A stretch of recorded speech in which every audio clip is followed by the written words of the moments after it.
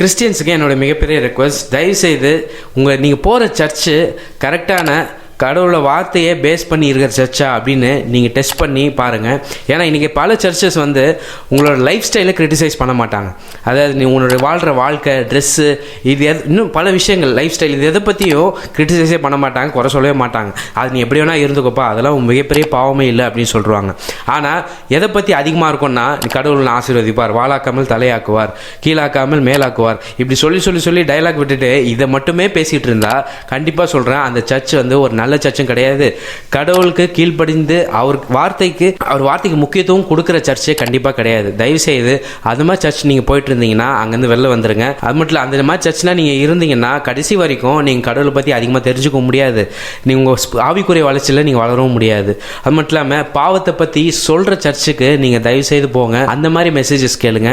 அப்படி பண்ண தான் உங்களை வாழ்க்கை முன்னேறும், உங்கள் வாழ்க்கை நிம்மதியாக இருக்கும்.